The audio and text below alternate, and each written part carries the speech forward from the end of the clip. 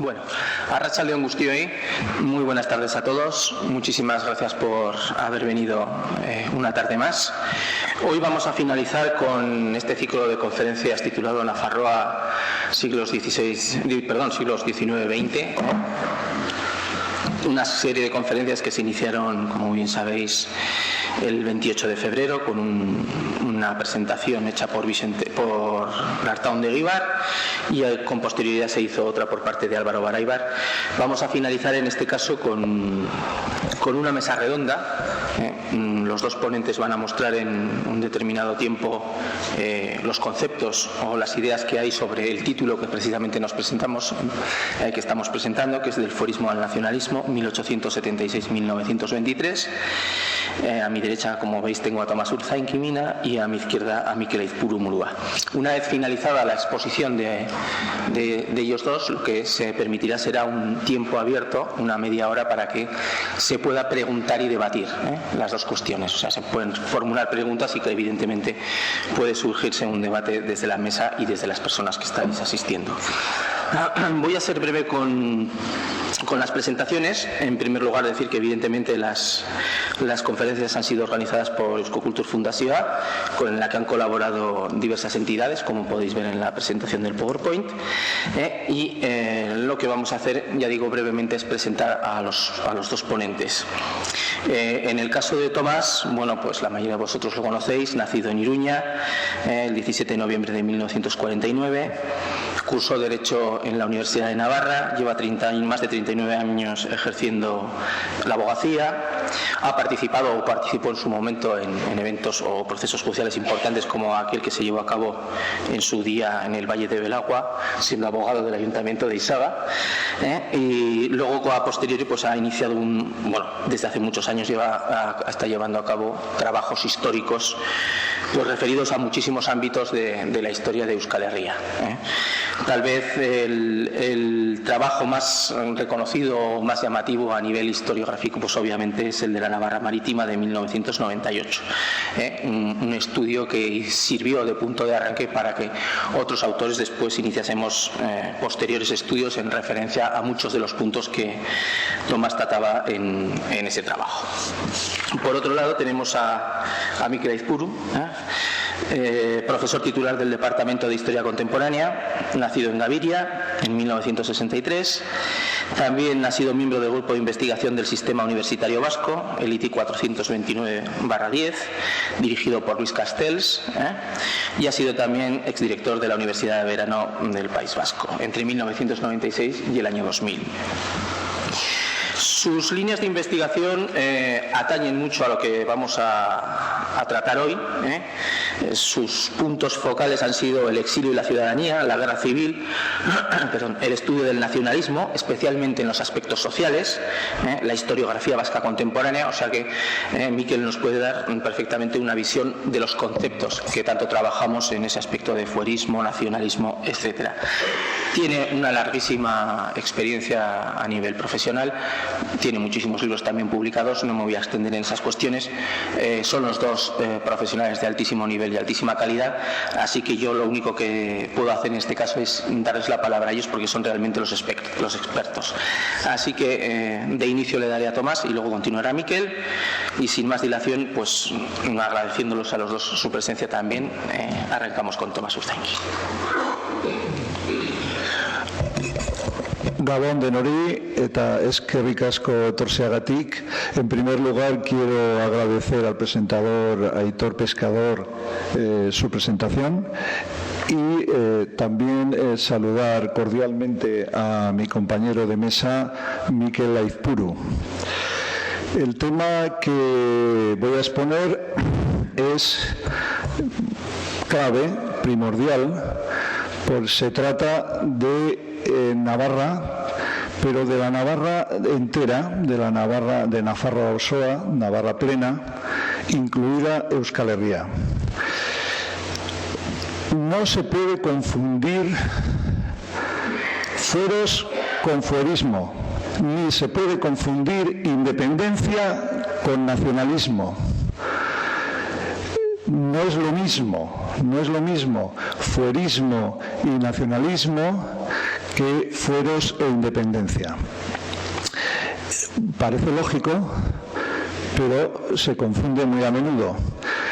Los fueros son realmente el concepto jurídico-político más objetivo, como veremos a lo largo de la exposición, y las denominaciones más terminadas en ismos, fuerismos, nacionalismo, tienen más bien su origen en las diversas tendencias ideológicas que surgen desde todo el abanico de partidos, diferentes pensamientos políticos con referencia a los fueros, porque da la casualidad que todo el abanico, todo el espectro político en Navarra se declara más o menos fuerista, empezando por un patriotismo navarro que realmente es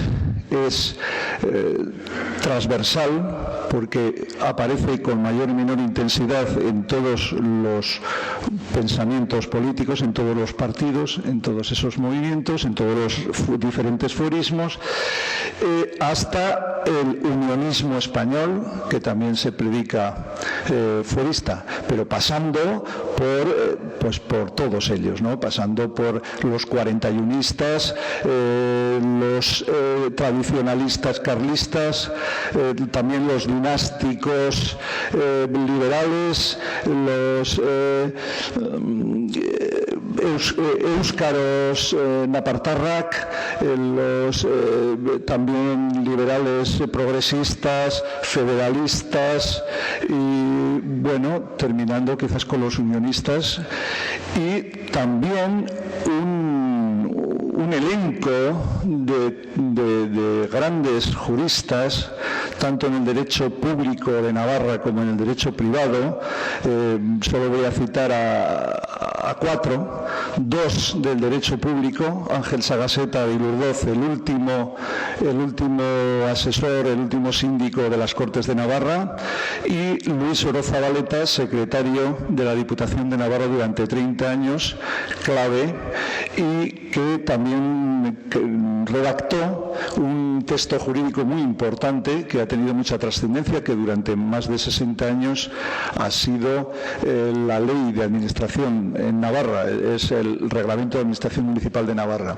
Y luego en el campo civil pues ha habido muchos, Morales ya en el siglo XIX, pero en el siglo XX, pues bueno, estaba Juan Santamaría Ansa, Francisco Salinas Quijada y otros muchos que consiguieron también recopilar y hacer que Navarra tenga su código civil, como otros estados, sobre todo como los estados pirenaicos, como Cataluña, que tiene su código civil, también gracias a la labor de compiladora de sus leyes civiles, Aragón y sobre todo Navarra.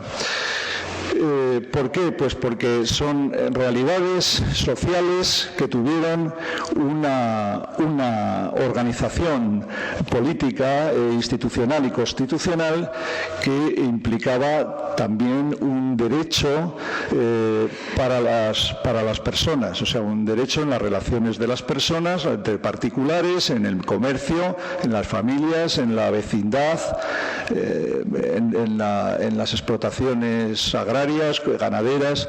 Todo eso generaba un derecho civil específico que es muy homogéneo en lo que es la Navarra entera, aunque ahora esté dividida con fronteras impuestas por las conquistas continuadas, pero que también forma parte de un acervo común que es el derecho pirenaico, compartido sobre todo con Aragón y la Corona de Aragón, ¿no? Cataluña y los otros países, de los países catalans.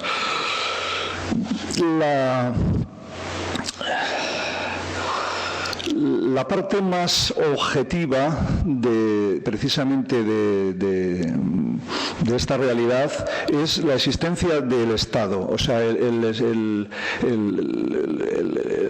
lo que sería la organización de ese sujeto político, de ese concepto jurídico-político que es el Reino de Navarra y su Estado, ¿no? Con todas sus instituciones, su sistema jurídico, poderes legislativos, ejecutivos y judiciales, y bueno, todas unas relaciones pues internacionales, tratados internacionales, fronteras y sobre todo unas particularidades muy específicas de su propio derecho, un derecho que le distingue del resto y de otras naciones y sobre todo de los dos grandes estados conquistadores, fundamentalmente España y Francia, que tienen otras bases, otros principios jurídicos diferentes.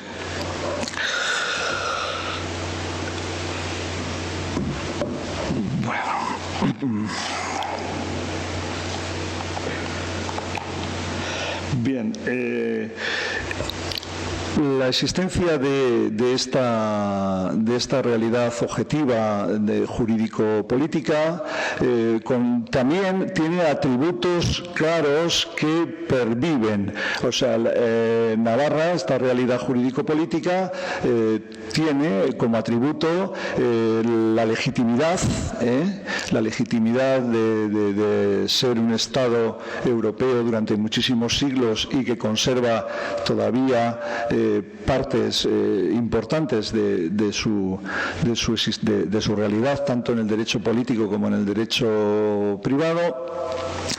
Y también la legalidad, o sea, digo legitimidad, digo legalidad, porque la referencia de Navarra a la legalidad es lo mismo que hacer la referencia a los fueros. Los fueros son la legalidad propia de esta sociedad, no una legalidad impuesta, no una legalidad ficticia, una legalidad que realmente no lo es porque tiene grandes manifestaciones de antiforal. Realmente allí donde se habla de paccionado, de régimen paccionado, ojo, porque si los pactos no se hacen entre iguales, entre partes que se respetan mutuamente y que se reconocen iguales derechos, no existen. Los pactos son absolutamente nulos y entonces los pactos que Navarra desde las conquistas y conquistas continuadas que padece hasta el día de hoy no puede pactar. O sea, realmente esos pactos están tocados de un vicio de nulidad absolutamente desde su origen, ¿no? Continuamente permanecen siendo nulos y contrarios a derecho. Bien, lo curioso es que este sistema jurídico, tanto público como privado, llega hasta la época contemporánea. Tenemos un hito importante. En las Cortes de Navarra de 1795, en el brazo popular, el tercer Estado, como en París, en la Asamblea, lo que fue luego la Asamblea Nacional, cuando se reúnen los Estados Generales de Francia, se constituye el tercer Estado en la Asamblea Nacional, absorbiendo tanto a los poderes eclesiásticos, al brazo eclesiástico como al brazo nobiliario. En el caso de Navarra hay un intento en 1795 y es testimonio de ello las quejas y los informes que envía el virrey español a Madrid diciendo de lo que se hablaba y de los rumores que había. Claro, su cancerbero en las Cortes, los obispos de Pamplona y de Tudela, nombrados por el poder español desde la conquista de 1512, cuando se anula la existencia de una iglesia navarra propia, siendo reemplazada por la iglesia española en Navarra, entonces estos señores enseguida también se rasgan las vestiduras, que es sacrilegio pretender constituir una asamblea nacional y luego se querrán unir a Francia, etcétera. Bueno, esto demuestra cuál es la voluntad de los navarros, de sus clases políticas. Se repite después, en 1810, bajo la dominación francesa. Existe un primer gobierno, literalmente gobierno de Navarra, con 10 navarros como consejeros, que, bueno, lo primero que piden a Napoleón es que se reconozca la Constitución de Navarra, el ejército de Navarra, y se integre Navarra dentro del Imperio francés. Enseguida, el gobierno de Madrid, dirigido por José Bonaparte, el hermano de Napoleón, pues envía a Urquijo y a Azanza inmediatamente a París para que impidan que Navarra ocurra lo que estaban pidiendo aquel gobierno de Navarra. Bien, esto demuestra la vitalidad política de esta sociedad.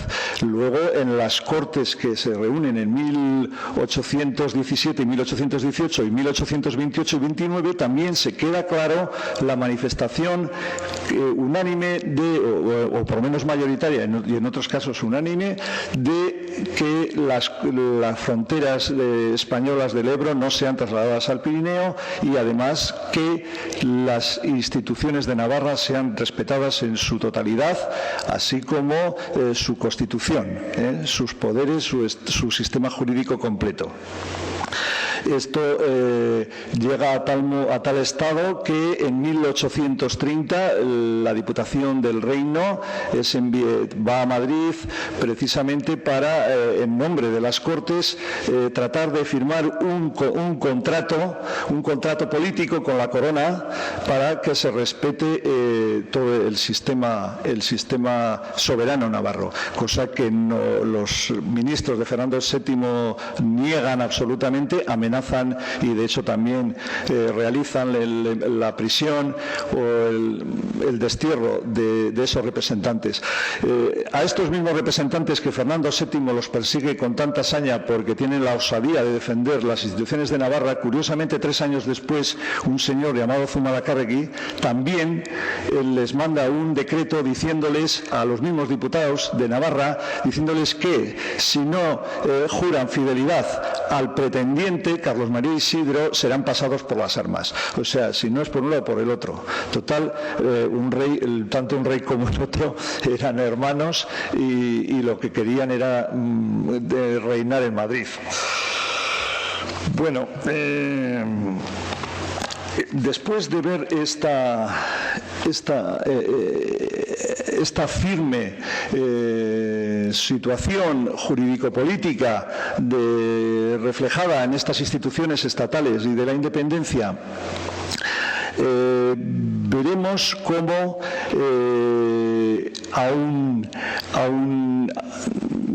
habiendo transcurrido ya el desmantelamiento de 1841, sin embargo, se mantiene con fuerza la defensa de las instituciones. A ver, ¿cómo vamos? Bueno, el tema es que estamos hablando, es importante, estamos hablando de la época contemporánea, o sea, de las generaciones contemporáneas. Esto lo han vivido nuestros bisabuelos y tatarabuelos. O sea, no estamos hablando de antigüedades remotísimas o de la Edad Media. Ellos vivieron lo de 1841 como algo moderno, es algo contemporáneo. Y es muy importante. Después tenemos que esta situación se refuerza, bueno, con una oposición viva. Tenemos como en 1837 se alza un alzamiento independentista en Navarra, dirigido por militares que exigen durante 2 meses, de agosto, septiembre, bueno, y quizás hasta finales de octubre del año 37, la recuperación de la independencia de Navarra. Hay que tener en cuenta que para entonces ya el gobierno había obligado a disolver las Cortes, la Diputación del Reino, y ya se había nombrado una Diputación provincial y unos órganos de gobierno dirigidos por la Corona. Entonces la situación evidentemente era lógico que hubiera una exposición, o por lo menos explicable y entendible, que hubiera una sublevación de militares navarros también apoyados por la población civil. El tema fracasa, Espartero los ejecuta después de un juicio sumarísimo. Pues a León Iriarte, coronel de Pamplona, a Pablo Barricat Roncalés, comandante también de un batallón, y un sinnúmero de oficiales, también capitanes, sargentos, que son ejecutados por haber proclamado la independencia y haber defendido la independencia de Navarra. En 1893-94 se produce un acto importantísimo. El pueblo de Navarra, de forma unitaria, se alza, se echa a la calle para defender los restos forales que habían quedado en 1841 ante la amenaza de Gamazo y del gobierno de Madrid de eliminar esa foralidad. Es un tema importantísimo. Bueno, ¿qué pasa con si la conquista, esa conquista continuada, que es una realidad objetiva hasta el día de hoy, tiene efectos? ¿Qué efectos tiene sobre los fueros? Evidentemente los efectos son terribles, como vimos en 1841, y luego, aun dándose ese triunfo popular del año 1893-94, sin embargo, escasamente 30 años después, en el año 1927, el dictador Primo de Rivera, con una presión enorme sobre la Diputación y aún cambiando los cargos, consigue que su ministro, el segundo Gamazo, que nada menos que es Calvo Sotelo, imponga a Navarra un convenio por el que se modifica sustancialmente lo impuesto en 1841, y el cupo, que era intocable, pues es cambiado sustancialmente desde entonces. Entonces, en 1827, sin ninguna consulta al pueblo navarro, lo mismo que no se hizo en 1841 y ni se ha hecho después, en 1982, tiene que tragar con una situación, un convenio que es absolutamente impuesto y contrario a los fueros y contrario a las leyes de Navarra. Bien, bueno. Existe otro tema que es que lo he apuntado antes, las repercusiones o el foralismo que tiene su origen en los diferentes, el abanico ideológico, en los diferentes partidos. Quizás no me va a dar tiempo a explicarlo, pues igual luego en el debate se podría entrar en las particularidades de cada fuerismo según la bandera ideológica del turno, ¿no?, de cada uno de ellos. Voy a seguir con otro punto, que es los fueros. Habrá que ver qué son realmente los fueros y qué no son los fueros. Los fueros sustancialmente son la legalidad propia, pero la legalidad, claro, emanada realmente de los órganos que pueden considerarse como la fuente legítima del derecho. Pueden ser instituciones como las Cortes de Navarra en su día, o otros órganos, ¿no?, la Diputación del Reino en algunos casos, o las instituciones que sea realmente aprobado y acordado por el pueblo navarro soberano, por la sociedad navarra de forma soberana y ejerciendo esa legitimidad que tiene como sujeto político.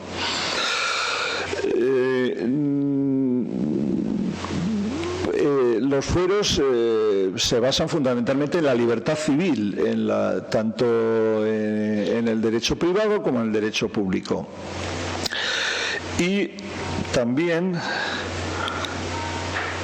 tendríamos que ver, quizás en resumen, qué es lo que no son fueros. Los fueros no son fueros aquellas normas o leyes que no han sido dictadas por los órganos legítimos de Navarra, ¿no? O que de alguna manera infringen la normativa, el derecho propio.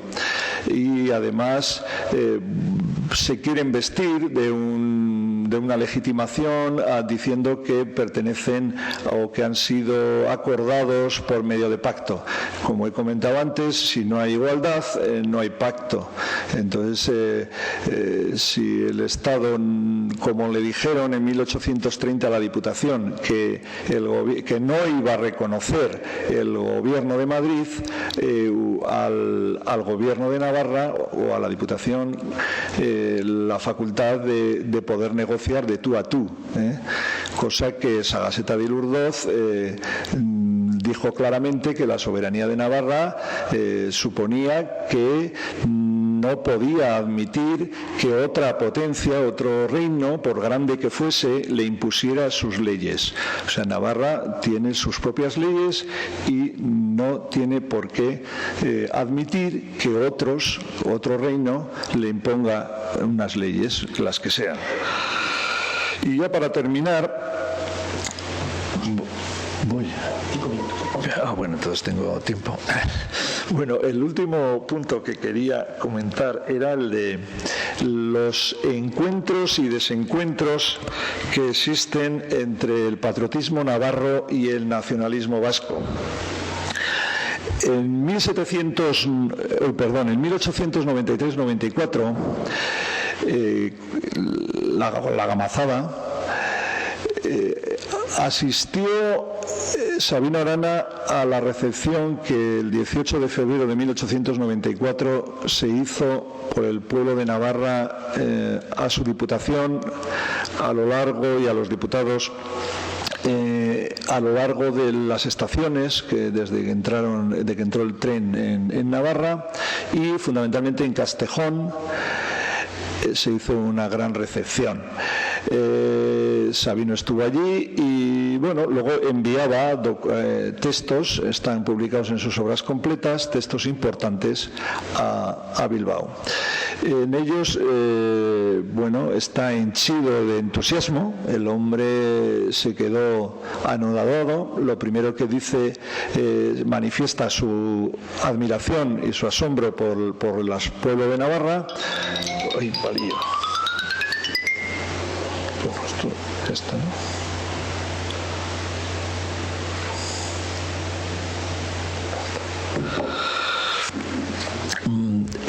Que dice, el pueblo de Navarra se ha movilizado en todos los ámbitos, desde los mujeres, hombres, los jóvenes, ancianos, agricultores, obreros, profesionales liberales, braceros, peones, todo el mundo está en la calle, todo el mundo está defendiendo a Navarra y a sus fueros.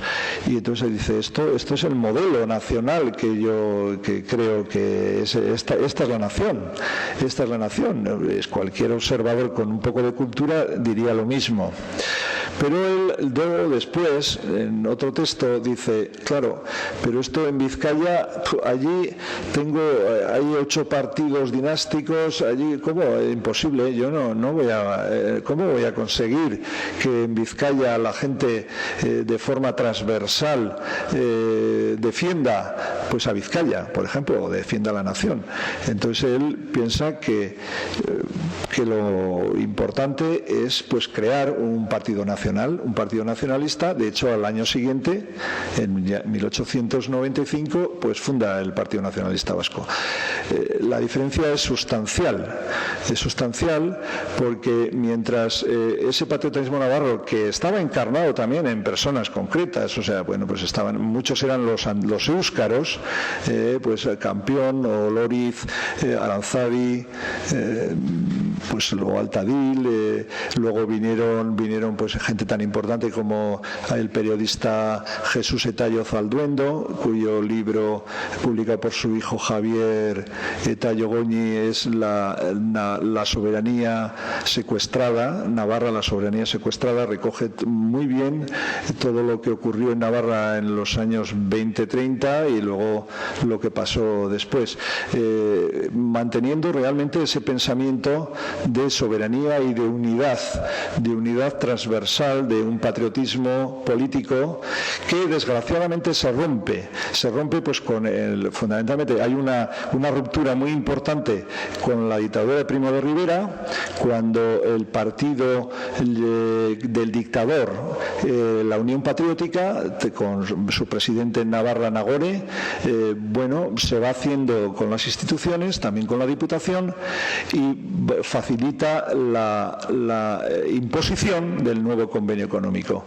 Y luego de esa Unión Navarra, que es realmente la madre de lo que podría ser luego la Unión Navarra durante la República, como partido de la CEDA en Navarra, y luego, curiosamente, Unión Navarra pues reaparece después en los años 80 como Unión del Pueblo Navarro.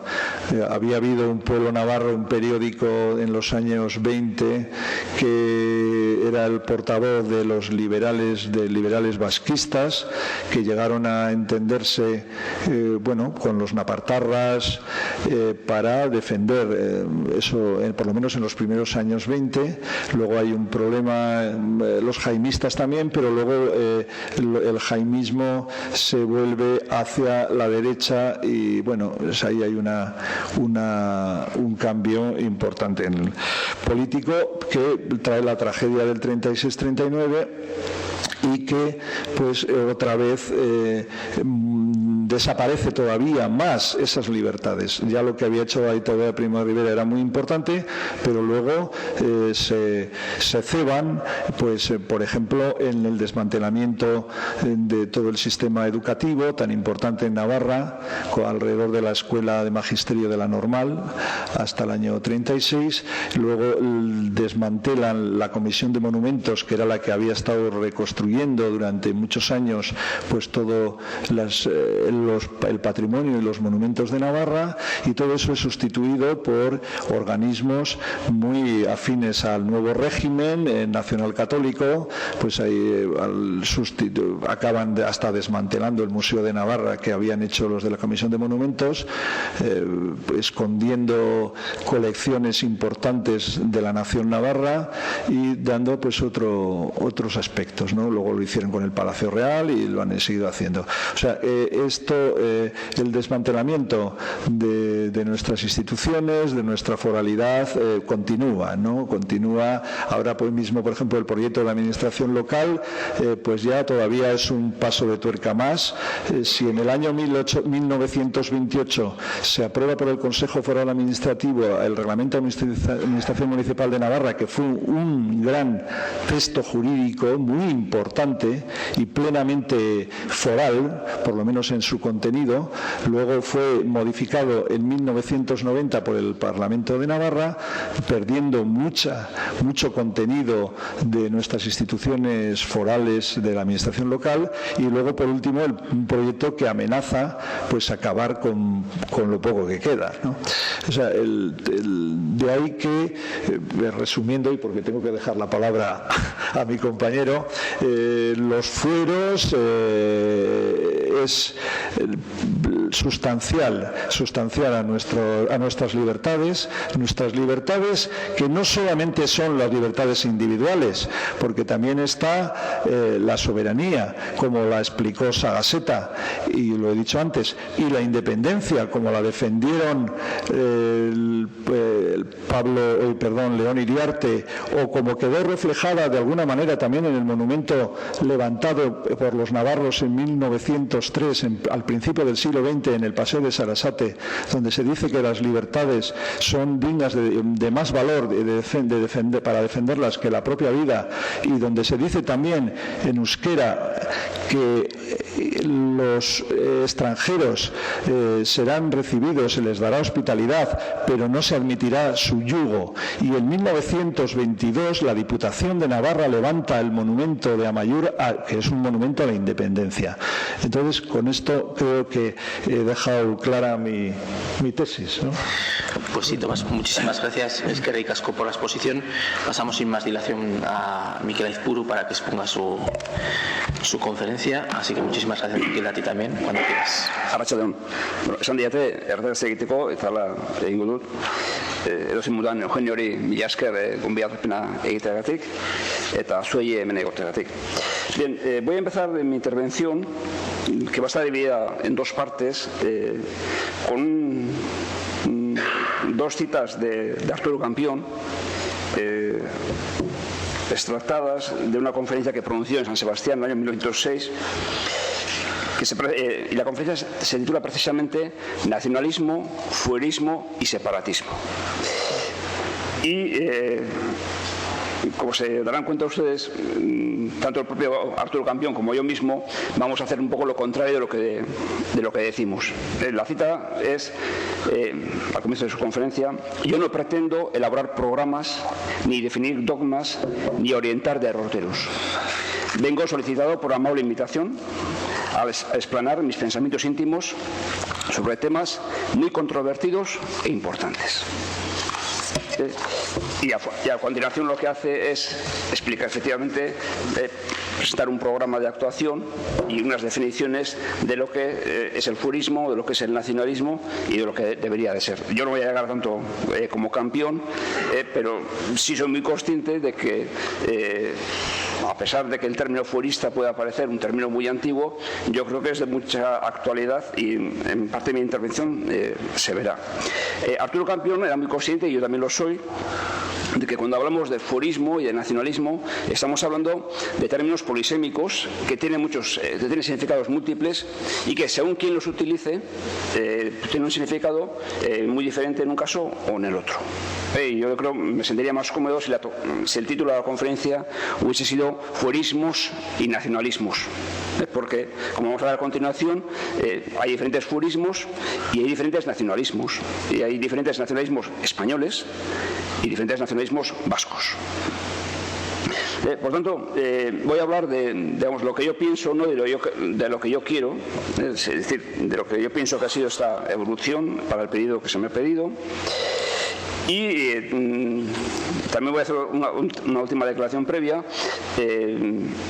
Ya que tengo poco tiempo, no voy a insistir una y otra vez que estamos hablando de un periodo 1876-1923 en el cual el Estado español sufre un proceso de progresiva nacionalización, de progresiva centralización, y que eso influye de manera directa en la evolución de estos conceptos y de las personas y sectores sociales que se sienten próximos a ellos o no.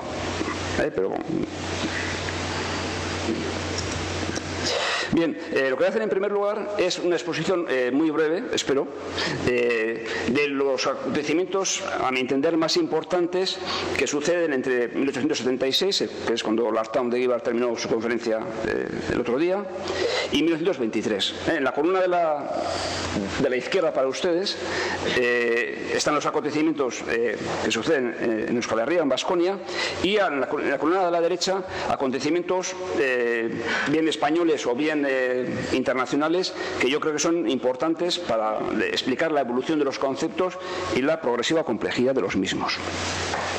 Bien, como explicó Lartaun, el sistema foral ya disminuido a partir de 1839 desaparece entre los años 1876 y 77. De hecho, aquí tenemos no una polémica, sino un debate entre historiadores si la ley de 21 de julio estrictamente era abolitoria.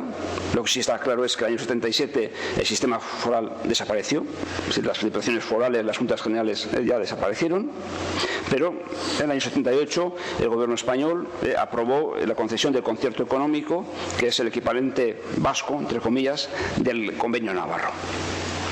Bien, la renovación del convenio y de los conciertos, que han ido más o menos acompasados en el tiempo, provocó en algunos momentos de mucha tensión. Tomás acaba de referirse a la gamazada. Entonces es bueno recordar que al mismo tiempo que se producía la gamazada en Navarra, en Guipúzcoa, el Ayuntamiento de San Sebastián, en deferencia al gobierno español, que entonces veraneaba en La Concha, prohibió tocar el Guernica Coarbola a la banda municipal, y eso ocasionó manifestaciones y 3 muertos. Cuando la Guardia Civil disparó contra la gente que iba del Boulevard al Hotel de Londres, que en Guernica, y el Orfeón Pamplonés había ido a tocar allí, se quemó una bandera española antes de que, y Sabino Arana no andaba por allí, y en La Guardia hubo también una protesta a favor de los fueros y también se produjo otra muerte.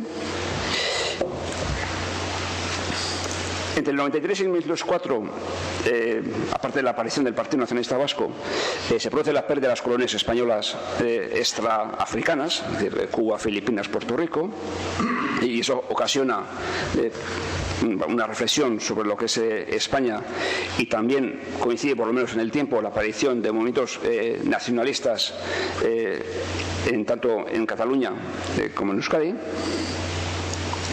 Y en 1994, coincidiendo con la segunda renovación del concierto, aparece un término nuevo que hasta entonces no había tenido mucha importancia, que es el de autonomismo. Y, de hecho, en Guipúzcoa se forma una coalición, que es la Liga Foral Autonomista, que tenía como objetivo, digamos, aunar a todas las fuerzas políticas de la provincia para que, a la hora de negociar la renovación del concierto económico, pues los negociadores tuviesen mayor fuerza. La aparición de la Liga Autonomista está relacionada, por una parte, con el Home Rule en Irlanda, es decir, con la petición de la autonomía que había estado a punto de concederse en esos momentos, y también con la aparición pública ya del catalanismo como una fuerza política, es decir, ya no solamente como sentimiento, sino como un partido político que se presentó a las elecciones y además consiguió unos buenos resultados. El concierto se renovó con mayores tensiones. Y siguiendo la estela del catalanismo, en 1914 en Cataluña se formó la Mancomunidad, que era simplemente la unión de las 4 diputaciones catalanas para compartir una serie de servicios. No era ningún tipo de autonomía. Lo que pasó fue que la Liga Regionalista, que ganó las elecciones para la Mancomunidad, utilizó las pocas competencias que tenía para instalar una serie de servicios y de instituciones que reforzaron pues, la nacionalidad catalana, pues, el Instituto de Estudios Catalanes, y todos los servicios, sobre todo educativos, que sirvieron para cohesionar a la sociedad catalana. Y de forma paralela, imitando en buena parte de lo que sucede en Cataluña, en 1914 también se plantea, pero no es más que un planteamiento, no tiene ningún recorrido, la creación de la mancomunidad de las diputaciones vascas por parte de algunos nacionalistas.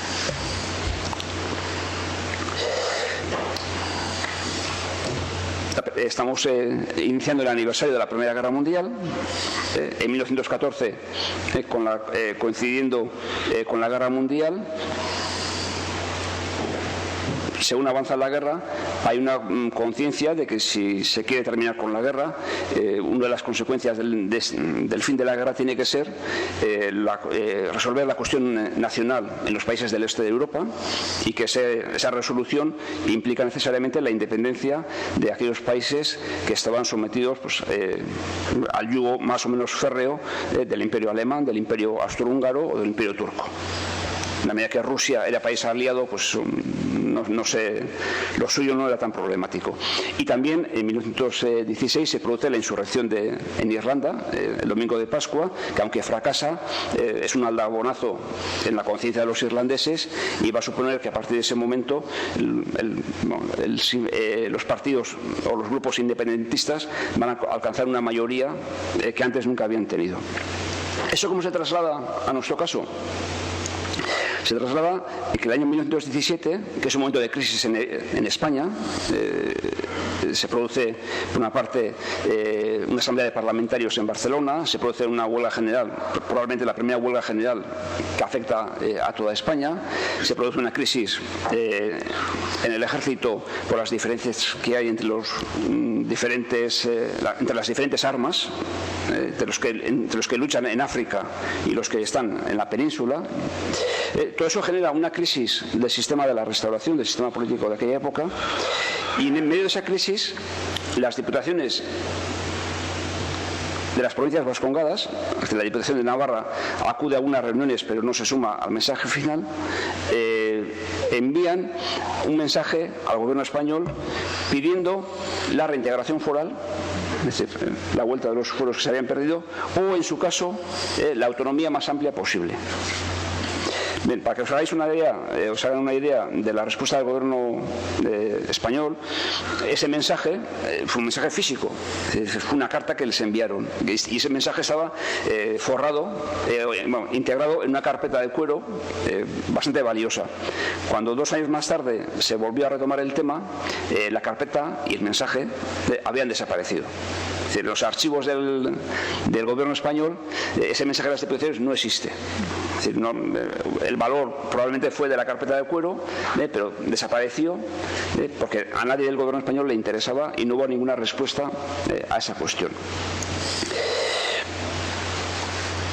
Después de ese mensaje, en las Cortes españolas se produce la primera vez que desde el año 76 el tema vasco vuelve a las Cortes, sería el año 1918, y se produce una serie de debates en los cuales van a participar de forma destacada Manuel Aranzadi, que era diputado por Pamplona, diputado del Partido Nacionalista Vasco por Pamplona, Víctor Pradera, que también era diputado carlista todavía por Pamplona en ese momento, Indalecio Prieto, que era diputado socialista, Gregorio Gualparda, que era diputado liberal por Vizcaya, estos dos últimos.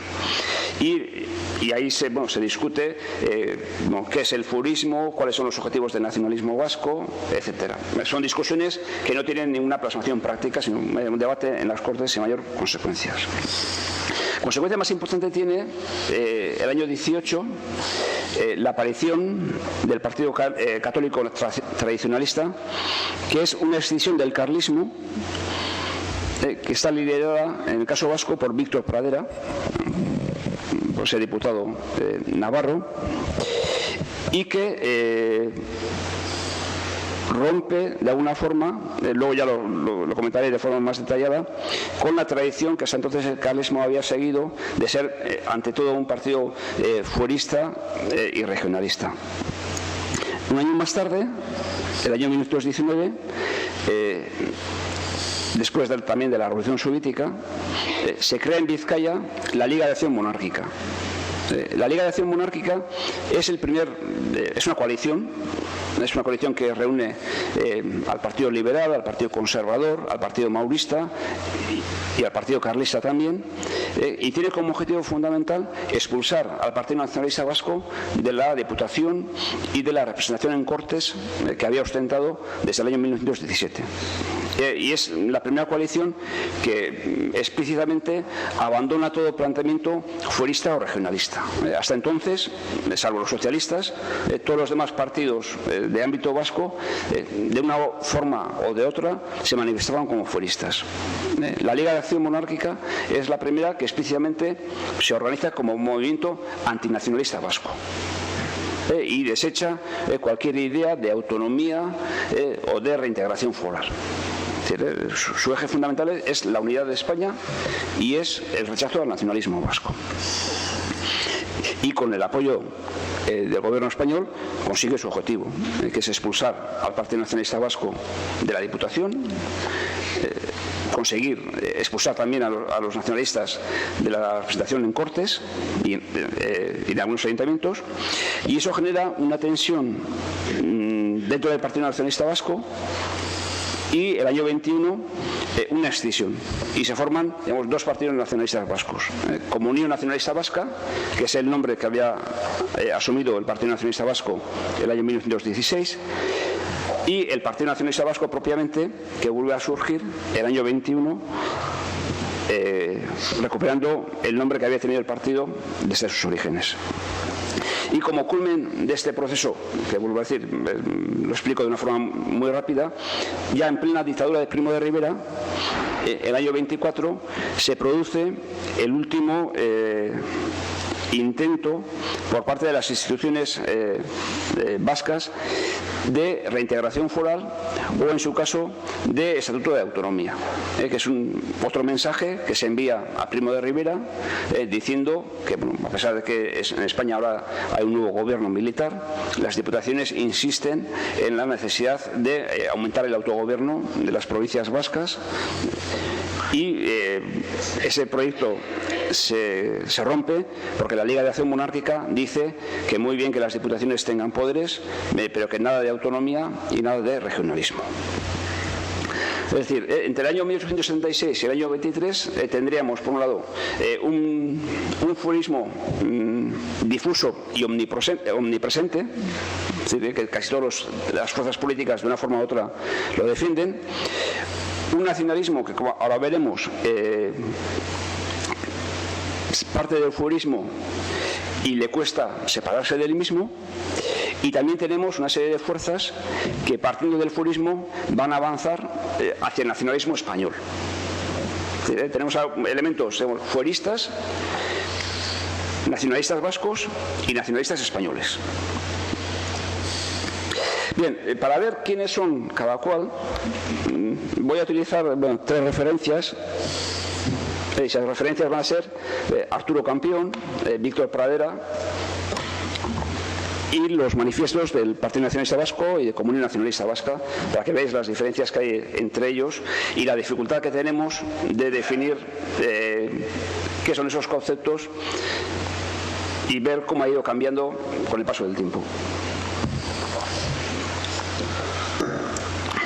Bien, en ese folleto que he mencionado antes, en esa conferencia que Campión dio en San Sebastián en el año 1906, nos explica, entre otras muchas cosas,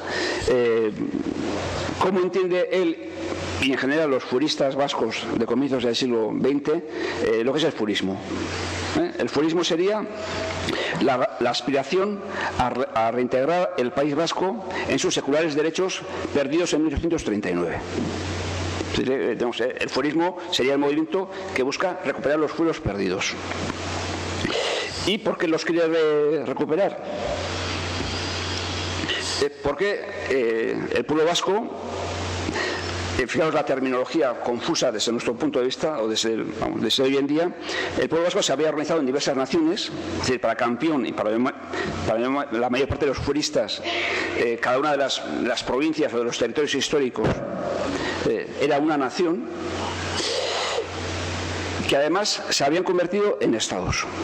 Es decir, para Campión, la Diputación de Guipúzcoa era un estado, con sus juntas generales, sus instituciones, y era un estado separado políticamente o administrativamente de los otros estados vascos, de Guipúzcoa, de Álava, de Navarra o los de Iparralde. Y la unión que tenía con esos estados vascos era una unión de tipo espiritual, que se visualiza fundamentalmente en la lengua y en la raza. Campión también reconoce, y esto es importante, que antes de 1839, antes de la pérdida de los fueros, el estado legal de esos estados vascos era el de unión a la corona de España. Unión que se ha realizado de formas diferentes. En el caso de Vizcaya y de Álava, la unión había sido bajo pacto. En el caso de Vizcaya, el señor de Vizcaya se había convertido en rey de Castilla, y en el caso de Navarra había sido por conquista. Pero en cualquiera de los casos el resultado había sido que hasta 1839 los estados vascos, y él utiliza esa terminología, estaban unidos a España. ¿Pero cómo estaban unidos? Y es lo que él sostiene y le da importancia. Están unidos por pacto. Un pacto entre iguales. Es Es decir, no es que los territorios vascos estén sometidos al gobierno español, sino que hay un pacto directo entre las provincias y el rey, un pacto que se tenía que respetar y que en 1839 se han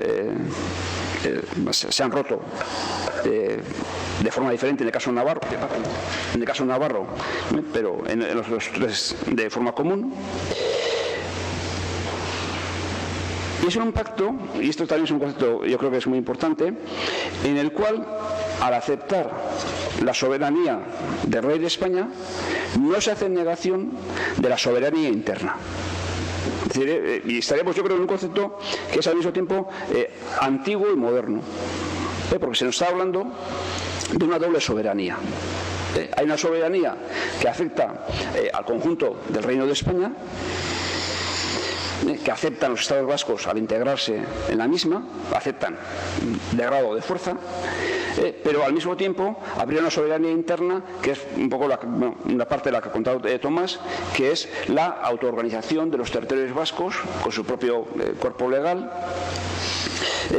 y que Campion y en general los juristas sostienen que hay que mantener o recuperar.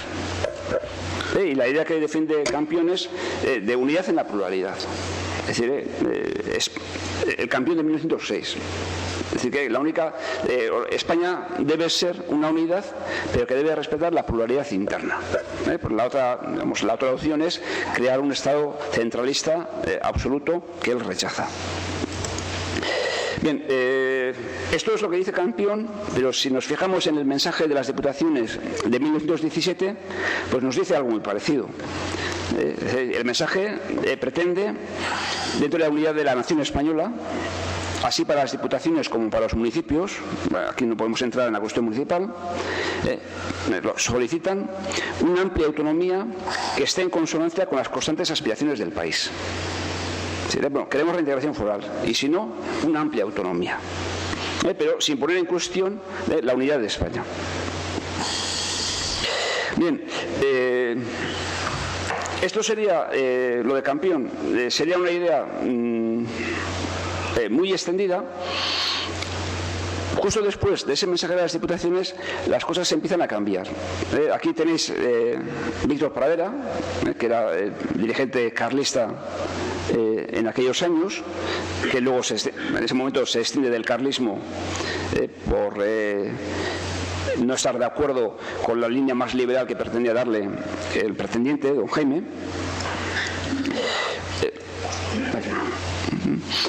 Un carlismo que defendía un navarrismo que en sus primeros orígenes están muy próximos. Tomás lo ha comentado, la Asociación Euskadi de Navarra difunde una serie de planteamientos que en esa época son aceptados con sus matices, evidentemente, por buena parte de los dirigentes navarros.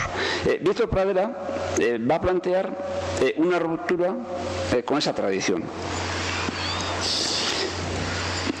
Lo va a plantear primero con la aparición del Partido Católico Tradicionalista, aunque luego en el 31 de nuevo se une a los carlistas, pero entre 1917 y 1931 aquí hay, digamos, entre comillas, tres partidos carlistas: el Partido Jaimista, el Partido Integrista y el Partido Católico Tradicionalista.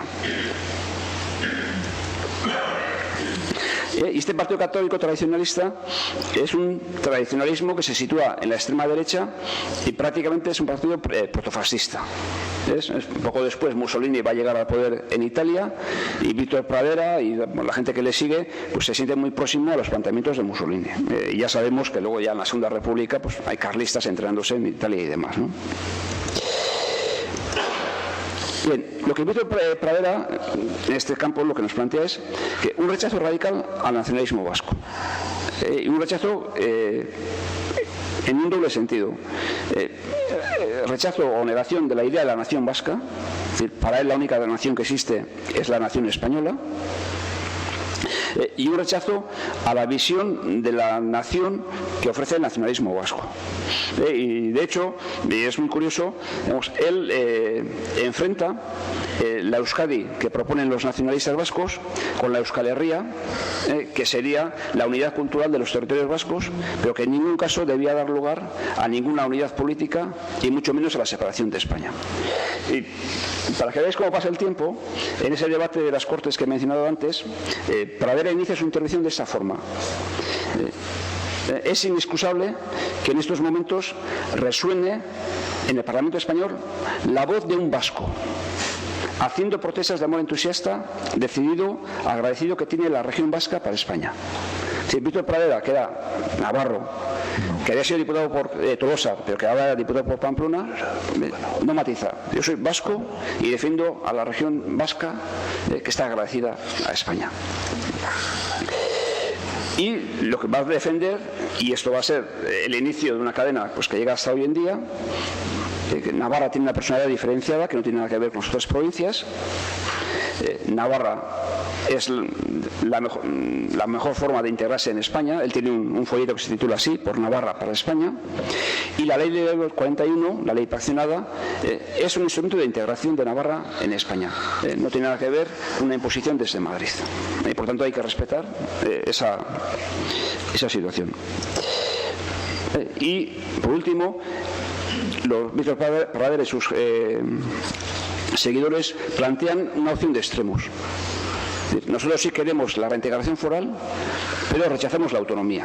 La autonomía es un concepto moderno, extraño a la tradición foral, y por lo tanto, mientras no haya una reintegración foral, no queremos ninguna forma de autonomía. Y es algo que luego se va a ver también en la Segunda República, ¿no? Es decir, van a rechazar la autonomía porque solamente queremos la reintegración foral plena.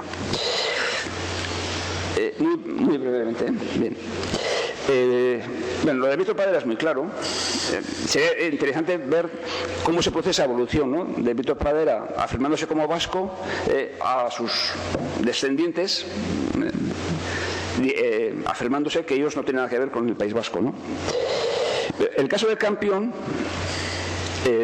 muestra las complejidades por otro extremo. Es decir, Campión, que se ha manifestado como aforista, en ese mismo texto del 6 dice que sin renegar de mis antecedentes ni profesar nuevos dogmas, desde hoy me llamo y llamaré nacionalista. Es decir, lo que hasta 2 páginas antes era furismo, ahora él dice que es nacionalismo. Y además él defiende un nacionalismo móvil, es decir, que cambie según las fuerzas políticas con las que se relacione. Es decir, no defiende un nacionalismo vasco ortodoxo, no defiende un nacionalismo vasco sabiniano, sino que hay que buscar una forma de que a todos aquellos que simpaticen con el furismo, con la idea de la reintegración foral, pues deben ser acogidos por el nacionalismo. Y afirma también explícitamente que su nacionalismo no es secesionista, no es separatista. Es decir, él quiere la reintegración foral, pero piensa que la mejor forma de conseguirlo y de desarrollarlo es dentro de España. Y si hay separatismo es por la represión. Y esto se manifiesta, esta confusión, o desde mi punto de vista, que una persona que se manifiesta fuerista y ahora se manifiesta nacionalista, se plasma también en los programas del Partido Nacionalista Vasco en esta época. Es decir, hay 3 ideas que defienden todos los nacionalistas, que de alguna forma les separan de los fueristas, ¿no? Euskadi, patria de los vascos, no ha estado jamás unida a España, ni voluntaria ni involuntariamente, hasta el 25 de octubre de 1839. Es decir, mientras los fueristas dicen que el fuero ha sido la forma de integración de los territorios vascos en España, los nacionalistas lo niegan, afirman taxativamente que Euskadi era una nacionalidad independiente militar y económicamente. Esto lo dicen en un manifiesto que publican el año 1918, y afirman que los pueblos son una constitución interna, que es, digamos, la ley básica de los vascos. Pero ¿qué es lo extraño, lo incoherente? Que lo lógico, pienso yo, que a partir de estas afirmaciones hubiese sido, digamos, plantear de una forma explícita la necesidad de la independencia, o definir claramente que la reintegración foral es independencia, pero no lo van a hacer. Y no lo va a hacer ni el Partido Moderado, es decir, la Comunidad Nacionalista Vasca, que dice que nosotros queremos la restauración completa en Iparralde y Negoalde. Pretendemos la derogación de la ley del 25 de octubre y las leyes de la Revolución Francesa. Pero en ningún caso el Partido Nacionalista Vasco nunca ha afirmado explícitamente que quiere la independencia. Como partido, como organización, en ninguno de sus manifiestos se va a manifestar, perdón con la redundancia, va a aparecer como partido independentista. Pero, y ya con esto termino, tampoco lo va a hacer el Partido Nacionalista Vasco, Rama Berri. Es decir, el sector más radical del Partido Nacionalista Vasco, liderado por Eli Gallastegui, que luego en la Segunda República va a generar el grupo Yagui Yagui, en su manifiesto de Zornotza, del año 22, insiste en que Euskadi es por derecho natural, histórico, conveniencia, voluntad dueña de sus destinos. Pero no plantea tampoco la independencia directamente. Plantea que se debe restaurar las leyes tradicionales, se deben recuperar los fueros y a partir de los fueros, aquellos territorios vascos que lo quieran podrán formar una confederación. Pero siempre, primero, partiendo de la organización foral que habían tenido a lo largo del tiempo. Entonces, como conclusión, hay furismos. De los furismos, algunos han evolucionado hacia el nacionalismo español, y en el caso del nacionalismo vasco, en la época que se me ha pedido que trate, a pesar de que hay un planteamiento mucho más radical que el propiamente furista, les cuesta mucho abandonar la terminología y los objetivos, porque es una reivindicación que de alguna forma sigue manifestándose todavía en el terreno del furismo tradicional del siglo XIX o de los primeros años del siglo XX. Y nada más. Muchas gracias. Bueno, Esquer-Millán, muchísimas gracias a los dos ponentes por enriquecernos con todas sus aportaciones. Quiero dar rápidamente la palabra al público para que pueda hacer sus cuestiones o plantear sus posibles diferencias o cuestionamientos a lo planteado. Así que, bueno, ya de inicio, quien quiera puede hacer preguntas sobre cualquier apartado de los que hemos estado tratando o dudas que se le puedan haber generado a partir de ahí. Bueno, si no se anima nadie, cosa que suele ocurrir, yo voy a plantear los primeros debates para ir animando un poco el asunto. Y ver si sale así alguna cuestión más que os pueda servir de aportación. Si hay alguna mano levantada, yo corto enseguida y dejo de preguntar, que es lo mío, ya digo. Son unos planteamientos tal vez un poco más, pues, para mí. La cuestión es, de inicio, yo creo que es una pregunta a los dos, bueno, son en realidad casi una terna de preguntas, pero muy breves. De inicio, la derogación de fueros es un proceso casi en realidad unilateral por parte de la corona, es decir, la participación que puede haber en 1841 en la paccionada es relativamente mínima o muy forzada, y la de 1876 pues realmente, por lo menos en el conocimiento que tengo, pues ni siquiera hay una negociación en su estricto.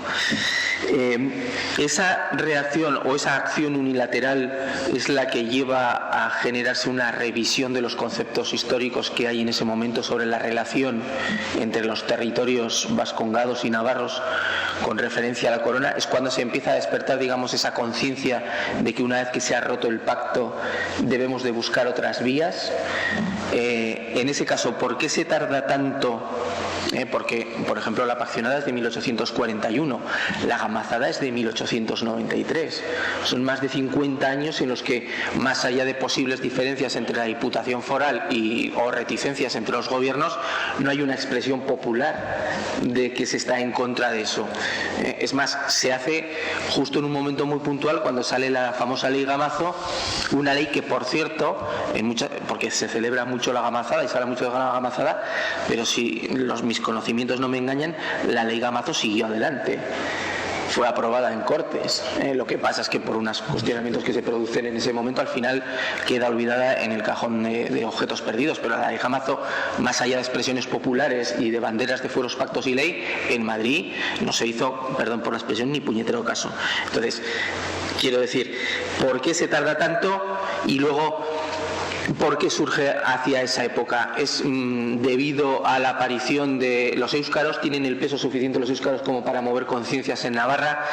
¿O en realidad son reacciones derivadas de, ya digo, esa ruptura del pacto, en este caso surgiendo en Navarra los éuskaros y, por ejemplo, en las Vascongadas el nacionalismo vasco-aranista? Esa sería mi pregunta. Desde el desconocimiento, ya digo, profundo de este periodo. Pero vamos, yo creo que planteada la pregunta está. Bueno, a mi entender, influyó muchísimo las guerras civiles del siglo XIX para que no se manifestara el problema primordial, que era la defensa de la soberanía, de la independencia del Estado navarro y de la unidad de todos los territorios navarros y de todos los territorios euskaldunes también, que coinciden. Esto se debe a unas guerras civiles y, como decían, además luego los éuskaros y Campeón, por partidos o por intereses ultraibéricos, o sea, porque realmente son guerras civiles para poner un rey en Madrid. Bueno, si fuere, o sea, no es para defender intereses específicamente propios, aunque luego se adornaran cada uno de los bandos con que defendían mucho los fueros, pero en la práctica las guerras, tanto la primera guerra, la del 33-39, 1833-1839, como 1972-1976, son guerras bastante ajenas a los intereses nacionales, como se puede ver perfectamente en las discusiones que había en la prensa de la época y en los tratadistas de aquellos años. También, sin embargo, la Diputación Liberal que surge entre 1841 y hasta el sesenio liberal de finales de los 60 y hasta la Primera República, pues también hizo intentos. De hecho, invitó a las diputaciones, a las 3 diputaciones vascongadas, a que hicieran trabajos de unidad, auténtica mancomunidades. O sea, se adelantan a la mancomunidad catalana. El proyecto de mancomunidad catalana es un proyecto navarro, o sea, porque ya lo había invitado tanto a Guipúzcoa, Bizkaia y Álava para que se unieran en temas importantes como, pues bueno, armonizar el tema fiscal, armonizar, bueno, la educación, la sanidad, las comunicaciones, etcétera, todo el tráfico de productos agrarios e industriales, todo esto, pero ocurre que Navarra lo invita varias veces, pero no tiene eco real en las otras 3 provincias. Esta disfunción, que bueno, lo ha comentado también el compañero Mikel Aizpuru, realmente es bastante sorprendente. Mientras en Cataluña, aunque empiezan más tarde, consiguen, partiendo de la mancomunidad, pues llegar luego cuando empiezan el tema de los estatutos, a defender el Estado catalán o la República Catalana, o sea, por supuesto, dando por hecho la unidad del antiguo Principado de Cataluña, que había sido destruido en 1715 y 1714. Entonces, aquí no se sabe. Es muy curioso cuando de la gamazada, que mientras la gente, como ha explicado Mikel, en Donostia, en La Guardia, en Bilbo se echan a la calle y en Guernica hay manifestaciones, hay muertos. Sin embargo, las diputaciones de Guipúzcoa y Bizkaia, llamadas por Madrid, pues negocian un convenio tranquilamente para que no colaboren con la Diputación, no se solidaricen, mientras los catalanes sí que se solidarizan con Navarra en la gamazada, pero no las diputaciones vascongadas. Entonces, estas disfunciones son políticas fundamentalmente, politiquerías, o sea, o políticas no muy rastreras. Yo, cuando se habla antes también por el compañero Miquel el campeón tiene varias facetas. O sea, yo creo que la faceta que más puede quedar para el futuro será la faceta de historiador o la faceta de jurista, pero la faceta de político o la faceta de religioso, pues bueno, es muy del momento. Yo creo que y además muy contradictorias esas facetas son bastante contradictorias aun siendo el mismo personaje.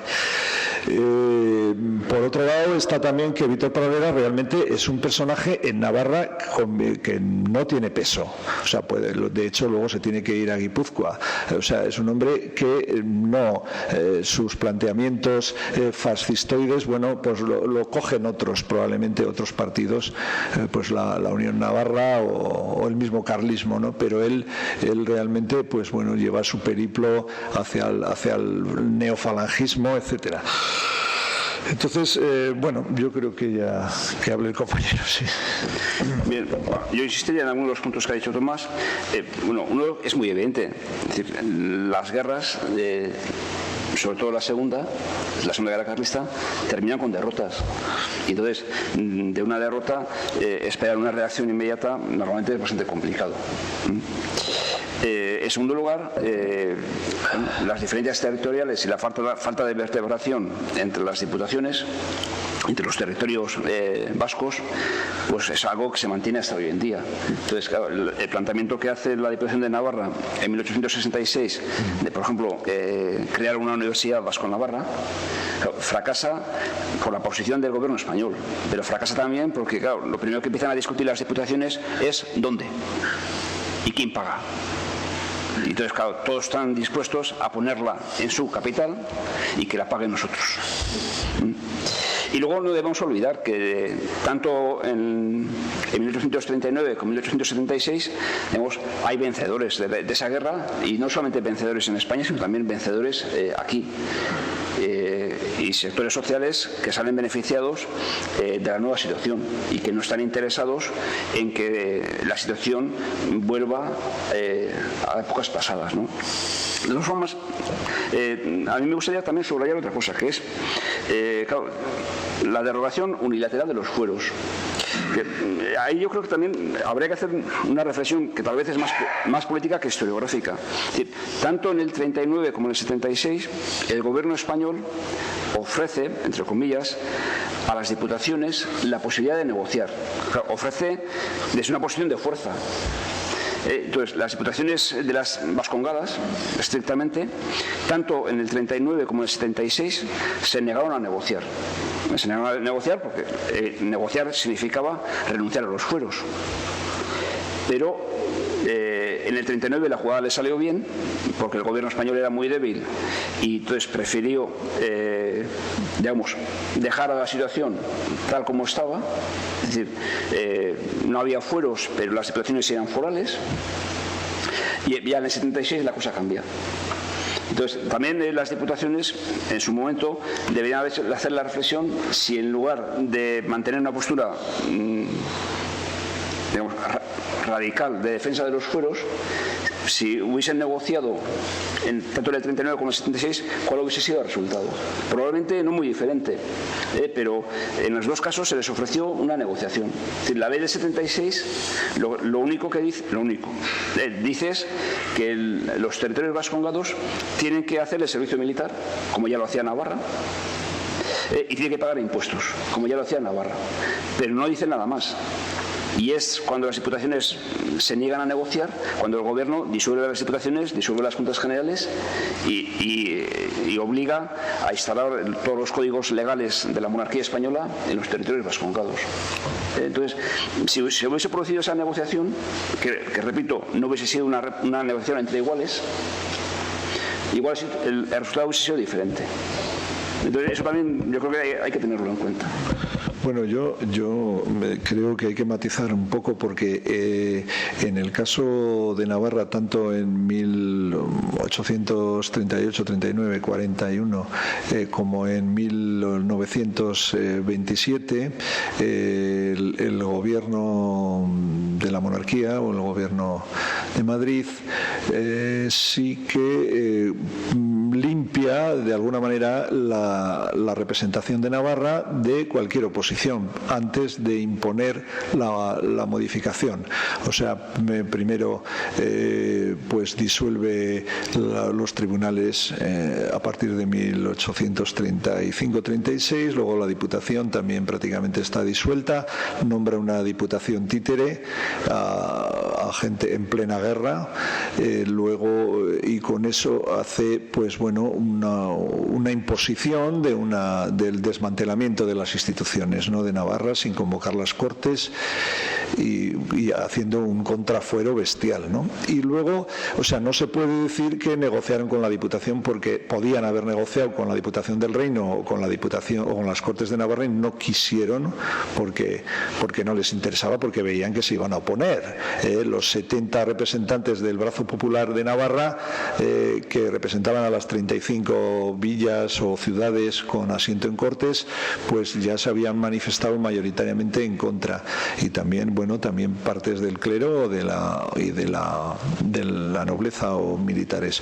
Entonces, en el 27, de la Diputación que salió de las elecciones de 1923, también mayoritariamente o por casi unánime se manifiesta en contra de la modificación del convenio, o mejor dicho, de la modificación de la ley de 1841. Entonces, ¿qué hacen? Pues unas presiones terroríficas sobre los diputados para que dimitan, para que admitan la negociación, la presencia del partido títere de la Unión Patriótica en la Unión Navarra, el Diario de Navarra favoreciendo totalmente las instrucciones del dictador, de Primo de Rivera. Entonces, una labor durísima, un gobernador civil que censura completamente la prensa y tiene la osadía de censurar los comunicados de la Diputación al pueblo de Navarra. O sea, en esas condiciones, ¿cómo se puede hablar de pacto? O sea, no hubo ningún pacto en 1927, fue una imposición manu militari del convenio. Entonces, en ningún caso Navarra ha negociado nada de forma libre y democrática con un estatus jurídico-político con el Estado español. Completamente de acuerdo con esas últimas palabras, pero yo no he dicho que haya habido ningún pacto, y he dicho además que en ningún caso hubiese sido una negociación entre iguales, hubiese sido una negociación entre un gobierno vencedor y unos territorios vencidos. Pero de hecho, en el caso de 1837, en España ya había una constitución que había abolido los fueros. Entonces, estrictamente, desde el punto de vista del gobierno español, los fueros ya no existían 2 años antes de que terminase la guerra carlista. Entonces,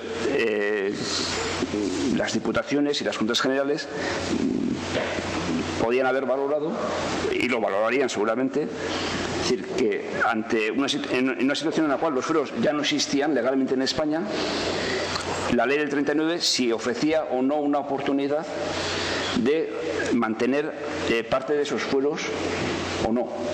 En el caso de las 3 diputaciones vascongadas, la valoración que hicieron fue que ellos no negociaban, porque efectivamente era una negociación en la cual el gobierno español reconocía que la única soberanía existente era la española.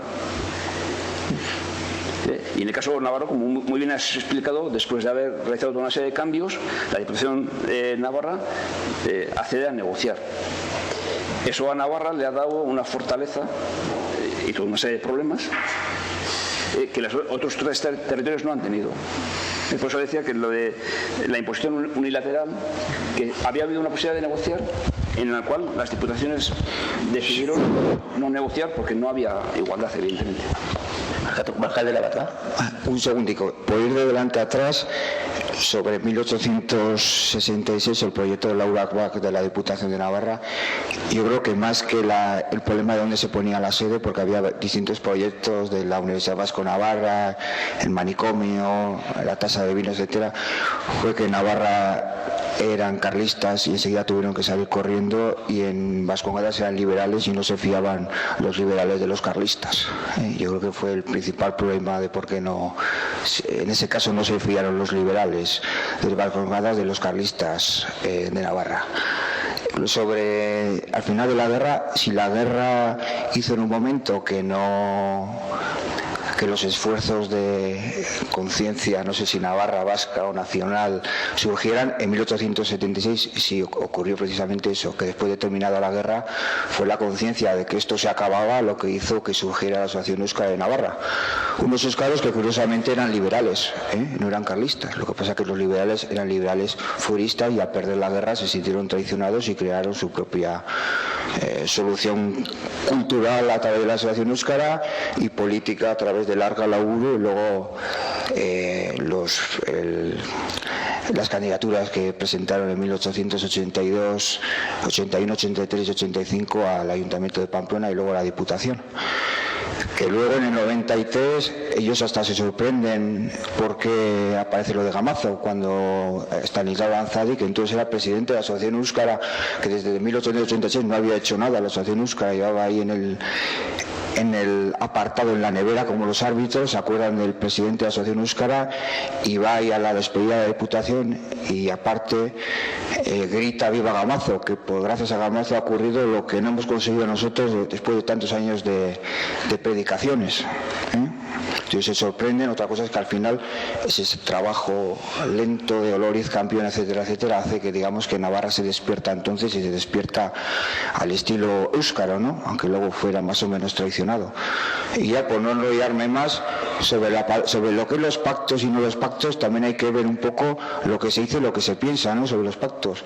Muchas veces a que le interesa, aunque en el fondo no sea un pacto, a que le interesa hablar de pactos al pequeño, para atar al mayor.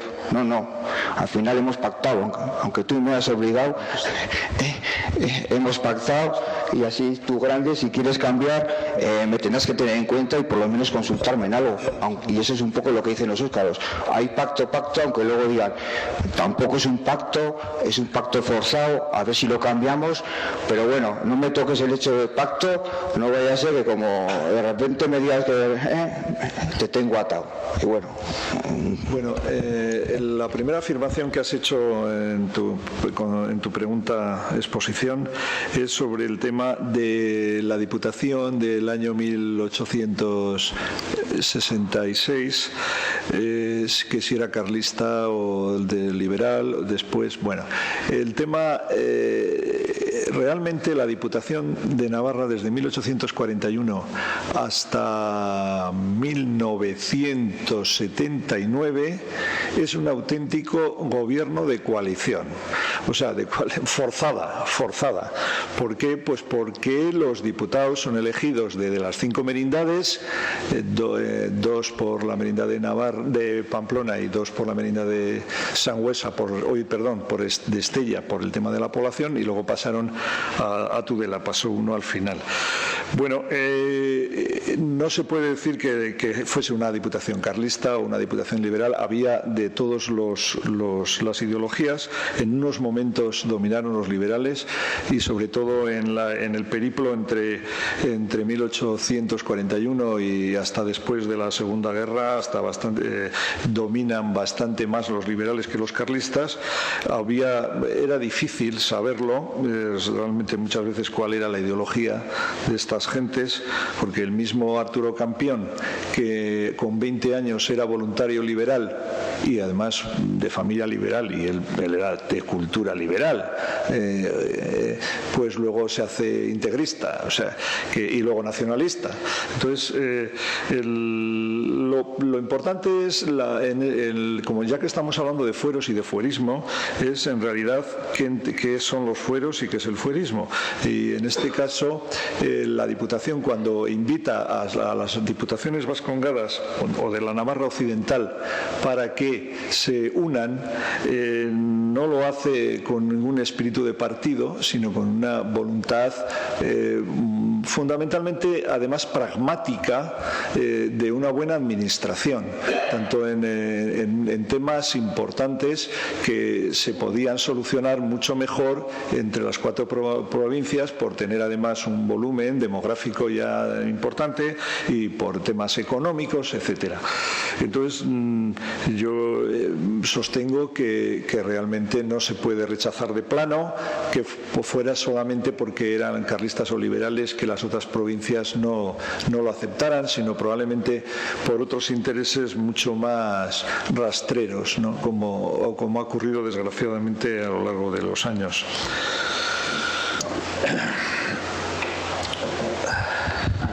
Ahí tenemos otra.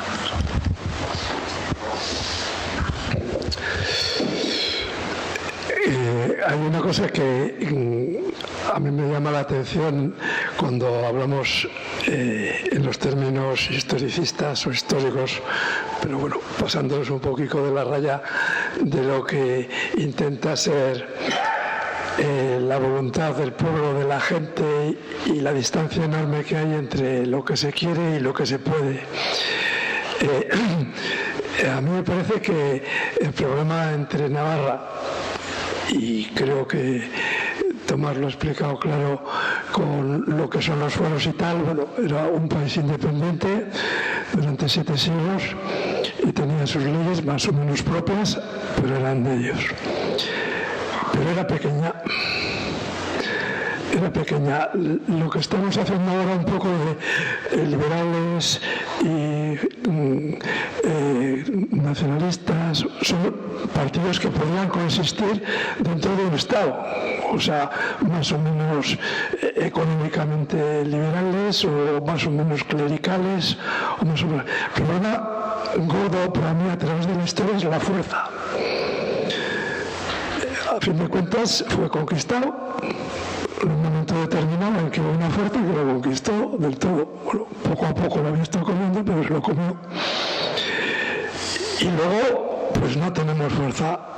Claro, estamos entre nosotros hablando de si hay que ser independentista, nacionalista, fuerista, autonomista, más o menos o algo así, y según nuestro grado de conciencia, pues cada uno hace lo que puede, ¿no?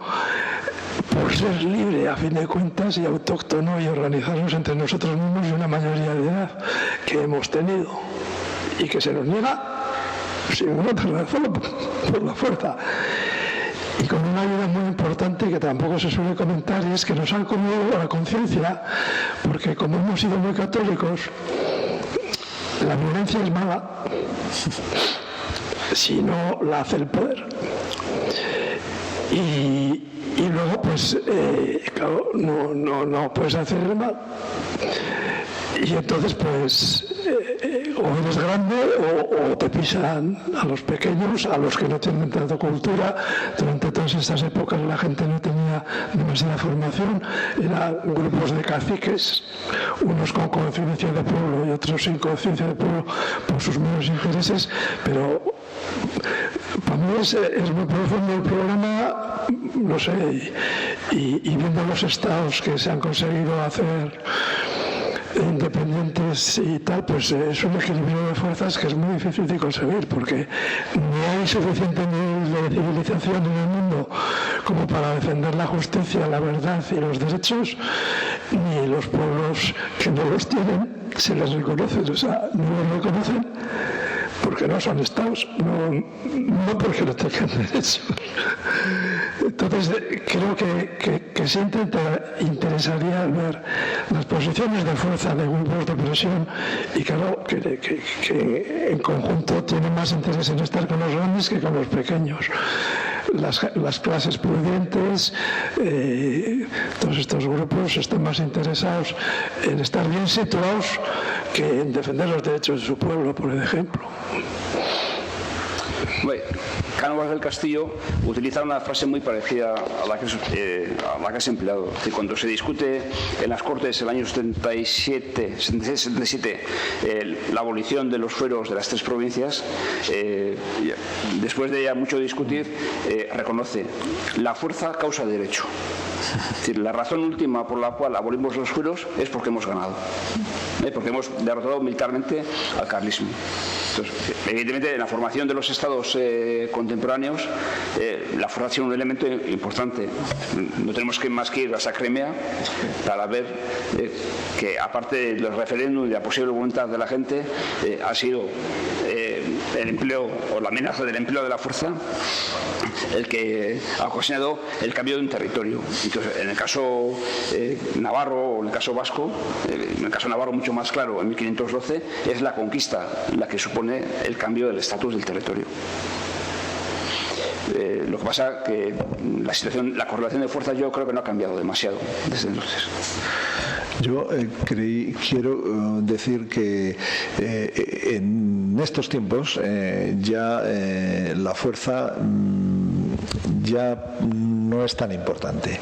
O sea, aunque bueno, ese episodio de Crimea, bueno, eso obedece a otro espacio, realmente es el patio trasero de Europa y además la plaza fuerte de Rusia, y desde el tiempo de los zares ahí está toda la flota, los astilleros, las bases militares rusas más importantes. Entonces, con mayoría de funcionarios rusos, de 2,5 millones, el 60% de la población, bueno, pues eso estaba cantado. Pero no es un caso, no es un ejemplo de nada.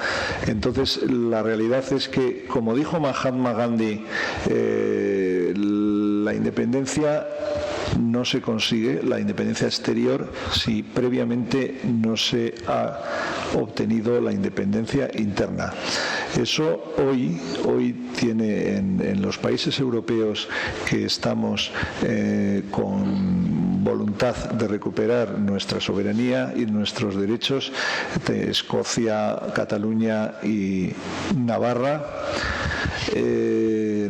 Osoa, tenemos realmente una interpretación de lo que es la independencia interna. Porque la independencia interna, aparte de la voluntad, está también en esa constitución interna, en esos derechos, en los fueros. O sea, hablando para nuestro país, la independencia interna es recuperar los fueros, valorar los fueros como nuestra legalidad, nuestra legitimidad, nuestras leyes para regirnos, para funcionar en las relaciones con nuestros conciudadanos y de todo tipo. Y luego está la independencia externa, que ahora, tanto, sobre todo en Escocia y Cataluña, la están planteando con un procedimiento novedoso, nuevo. El derecho a decidir, hasta hace poco no se hablaba de él, se hablaba de la autodeterminación, procesos de liberación nacional, pero ahora ha cogido carta de naturaleza y mucho peso el derecho a decidir. O sea, son los ciudadanos los que deciden la recuperación de la independencia. Es como si habláramos de una democratización de la autodeterminación. O sea, la autodeterminación va a obtenerse o se va a recuperar, se va a ejercer precisamente como una democracia directa, como una de todos los ciudadanos. Es la praxis que está desarrollando Cataluña en los últimos 3 o 4 años. Bueno, quizás 4, sí, por ahí. Y en Escocia, de alguna manera, también, aunque es otro ámbito jurídico-político, otra filosofía política muy diferente la de Escocia. Por eso quizás ahí el derecho a decidir no extraña tanto, porque es que todo el mundo anglosajón, para ellos eso es el pan de cada día, el derecho a decidir. O sea, decidir entiende que todo ciudadano decide libremente. Entonces, sin embargo, en el ámbito continental, sobre todo de los jacobinos estados francés y español, pues eso choca, y choca más con la cacareada democracia, porque realmente lo que se está diciendo es que los ciudadanos tienen en su mano el derecho a decidir, y también en la recuperación de su independencia, que les fue arrebatada en hechos históricos conocidos y relativamente recientes, porque estamos hablando de Cataluña de 1714, que es el comienzo del siglo XVIII, y estamos hablando de cómo las leyes y las instituciones de la independencia se le quitan a esta nación a mitades prácticamente del siglo XIX. O sea, no estamos hablando del tiempo de Jesucristo, ¿eh? Entonces, por eso el derecho a decidir hoy en día, yo creo que sobre todo en la Europa occidental en la que vivimos, va a ser muy importante para superar precisamente la injusticia y la tiranía obtenida por la violencia, ¿no? Por la fuerza bruta del que más puede. Hola, buenas. Tomás, que tenemos a los políticos navarros de Navarra, a todos se les llena la boca con los fueros, pero en realidad ninguna define los fueros. Unos hablan de los fueros en plan tradicionalista o antiguos, hay como que bueno, es historia y no los tenemos que utilizar ahora, tenemos que utilizar, estamos en otra época, y otros hablan de la Navarra foral y española. No sé, a ver qué tenéis que decirles. Bueno, sí que los partidos autodenominados constitucionalistas, unionistas, que además curiosamente hasta en su propio nombre se llaman unionistas, unión, pero unión española, claro, eso de pueblo navarro no se lo creen ellos de ninguna manera, de puertas adentro eso ni se lo creen, ni lo ejercen, ni lo manifiestan. O sea, ellos son unionistas españoles, tanto Unión del Pueblo Navarro como el Partido Socialista Obrero Español, PSN, que realmente es un partido unionista radical, además, lo está manifestando continuamente. ¿Qué ocurre con los demás partidos? Bueno, los demás partidos que también todos hablan de fuerismo y todos son forales, y de hecho pues participan de un parlamento foral, legislan leyes forales, y aplican de vez en cuando hasta en sus relaciones privadas el Código Civil o compilación de Derecho Civil Foral de Navarra. Consciente o inconscientemente desmantelan y desmoronan y derriban las leyes forales en el Parlamento de Navarra continuamente. No, probablemente, no sé, algunos por conscientemente.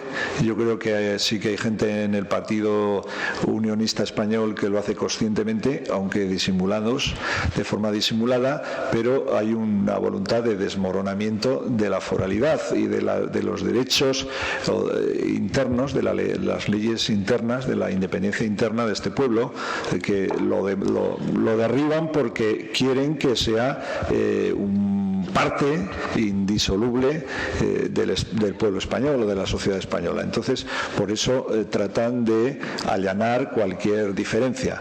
Y luego ocurre que también partidos que se dicen nacionalistas, pero que, como ya he expuesto en mi ponencia, pues no entienden o no terminan de comprender que lo mismo que el euskera es parte importante de nuestra cultura, tan importante como la lengua son las leyes, nuestras leyes, o sea, el tener un código civil propio, el tener unas leyes de administración local propias, una constitución, todo un acervo normativo muy importante, o sea, una forma de ver el mundo diferente, como una comunidad, como comunidades vecinales, como concejos abiertos, bazarres para decidir la administración y la gestión de los bienes comunes o de los intereses comunes, una forma de administrar también los fondos públicos, que exista un banco como la Caja de Ahorros de Navarra, que se hizo precisamente en aquellos años 23, 24, precisamente para facilitar el funcionamiento de aquella administración local foral, y ahora pues se ha dilapidado por gente que gobierna en los partidos unionistas españoles. Entonces, claro, esa es la situación actual, que se camuflan, utilizan lo foral como una tapadera, como una careta, pero hay que desenmascararlos. O sea, no son forales, no son foralistas, son partidos unionistas españoles. Los fueros los utilizan como un engaño. O sea, y el Diario de Navarra es un maestro en esa actitud. O sea, ves las páginas del Diario de Navarra hoy, y yo nunca lo veo, pero he visto en un bar y allí unas fotos de niños de 14 años, pues como los vean los padres, pues con la cara descubierta, señalando que esos niños están haciendo cala y borroca y que son unos terroristas violentos. O sea, pero ¿cómo podemos estar a estas alturas con gente así?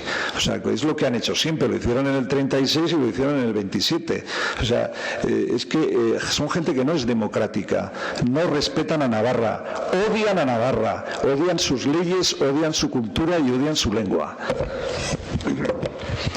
Para Tomás también, decías que los fueros nos pueden servir para la independencia interna. Yo pregunto si puede ser también para la externa, ya que Madrid básicamente lo que más se reprocha es ese vacío legal, esa ilegalidad, ¿no? Que y estando nosotros pletóricos de un ordenamiento jurídico propio, vamos, a pleno rendimiento, fraudulentos absolutamente, pero siendo susceptibles de reactivarse y de desprimitivizarse. Rápidamente, evidentemente para los fueros de Navarra, o sea, lo que todo es el acervo jurídico, tiene también un acervo internacional, o sea, de tratados internacionales. En 1856 aparece reconocido Navarra como sujeto pasivo internacional en el propio tratado entre España y Francia para la división de la frontera, desde la Mesa de los Tres Reyes hasta Hendaya. Entonces aparece Navarra como sujeto pasivo en un tratado internacional. O sea, se habla de la división de Navarra, literal. Entonces, claro, en la recuperación de la independencia se exige también en la recuperación externa el reconocimiento, el volver, de alguna manera volver a ocupar el puesto lo que es en el tablero europeo, como un Estado, lo mismo que Escocia o Cataluña, que durante muchísimos siglos pues vivió en libertad y en armonía con los otros estados y con los otros pueblos y naciones. Hay una pregunta más en el fondo. Sí, me gustaría preguntar a ver ¿en qué situación estamos aquí ahora comparada pues, con Cataluña, ¿no? En el sentido de la Asamblea Nacional Catalana, en el sentido de cuán lejos estamos. A ellos se les ven organizados, se les ven que tienen un camino, en mi opinión, en mi manera de ver las cosas, la única manera que se puede parar ese camino es que lo paren los partidos políticos catalanes, es decir, que se echen para atrás a ellos. Esa es mi opinión, mi percepción de las cosas. Entonces, ¿qué lejos estamos de aquello? Porque estamos lejos, en mi opinión estamos bastante lejos. Estamos lejos porque estamos separados por Euskadi, estamos separados por Navarra. No sé si queremos estar juntos. Se habla mucho de que queremos estar juntos, no lo sé. Yo no sé si hasta los que dicen que quieren estar juntos, no. Bueno, en esa ambigüedad pregunto, no, me da igual quién lo pueda responder. Sí. Yo, cuando era joven, no ahora, di un mitin en Cataluña, en Barcelona, en una diada. Y antes que yo habló un representante de Esquerra Republicana, que era de las Islas Baleares, que era mallorquín. Cataluña hoy en día, el sector de la sociedad catalana que quiere la independencia ha hecho dos cosas, yo creo que importantes para avanzar en ese camino, que son definir un objetivo claro, que es la independencia, y definir un territorio sobre el cual quieren ejercer ese derecho, que es el Principado de Cataluña y no los países catalanes. En nuestro caso, nos encontramos con los dos problemas. Por una parte, entre las fuerzas políticas vascas, o vasco-navarras, pero vascas, en el caso de Baskonia, no hay una formulación clara del objetivo. Es decir, Euskal Herria Bildu, la coalición, puede plantear la independencia, pero en su última ponencia se habla de pasos que tienen que ser acompasados, etcétera. Y en el caso del PNV, es decir, el PNV nunca ha sido un partido independentista como tal, aunque sí ha habido independentistas dentro del PNV.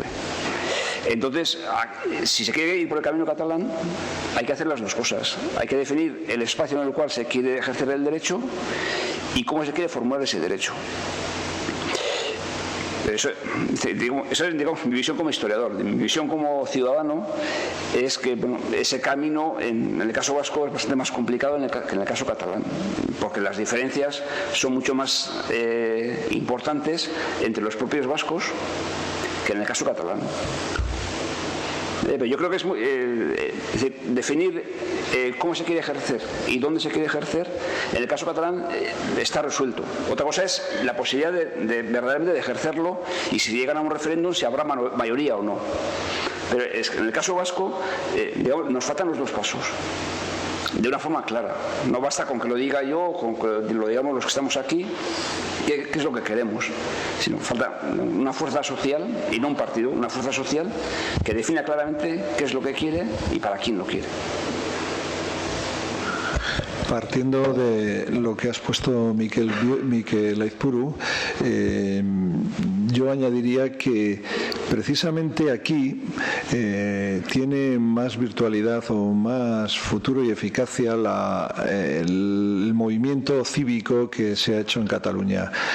Allí está siendo determinante para, de alguna manera, obligar a las fuerzas políticas catalanistas o más bien ya soberanistas y ya independentistas manifiestamente, pues para que no se tuerzan y sigan adelante en las instituciones. O sea, realmente se ha forzado tanto a las instituciones como a los partidos ya mayoritarios a que sigan la traza o la hoja de ruta que ha acordado el movimiento cívico en la Asamblea Nacional de Cataluña, a través de sus acuerdos está de alguna manera dirigiendo el proceso. Aquí, yo estoy de acuerdo con la exposición que ha hecho mi compañero, porque los problemas son mayores, mucho más graves que los que tiene la sociedad política catalana.